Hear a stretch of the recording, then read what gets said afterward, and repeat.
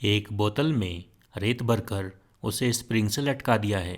बोतल अपनी mean position यानी बैलेंस्ड पोजीशन के अबाउट ऊपर और नीचे ऑसिलेट कर रही है। अब बोतल के ढक्कन में छेद कर कर लटकाया है। ढक्कन से रेत निकल रही है। बोतल का मास धीरे धीरे कम हो रहा है। ऑसिलेशन फ्रीक्वेंसी को ध्यान से देखिए। शुरू में बोतल भरी थी, उसका मास ज़्यादा था और ऑसिलेशन फ्रीक्वेंसी कम थी।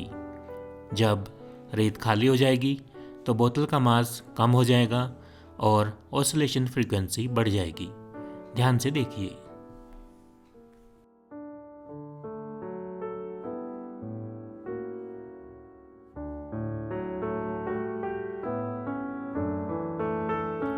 इसी को हम पानी के साथ भी कर सकते हैं। ढक्कन के छेद से पानी निकल रहा है, बोतल का मास कम हो रहा है और उसकी ऑसिलेशन फ्रीक्वेंसी बढ़ रही है।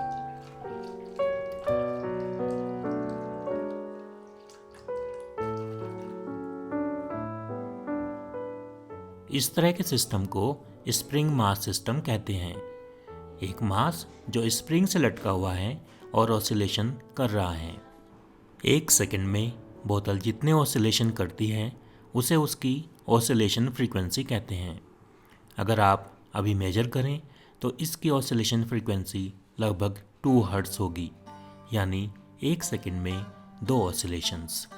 इस तरह के सिस्टम की फ्रीक्वेंसी लटके हुए मास और स्प्रिंग की स्टिफनेस के ऊपर निर्भर करती है। अगर मास कम होगा तो फ्रीक्वेंसी ज़्यादा होगी। हिंदी की कहावत थोता चना बाजे घना यहाँ पर बिल्कुल फिट होती है।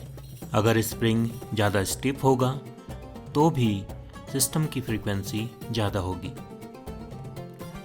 आप भी इस तरह के स्प्रिंग मास सिस्टम को बनाएं और उसको स्टडी करें। बड़ा आसान है, एक स्प्रिंग लें और उससे मास को लटका दें और फिर देखें कि फ्रीक्वेंसी मास और स्प्रिंग की स्टिफनेस के ऊपर कैसे निर्भर करती है।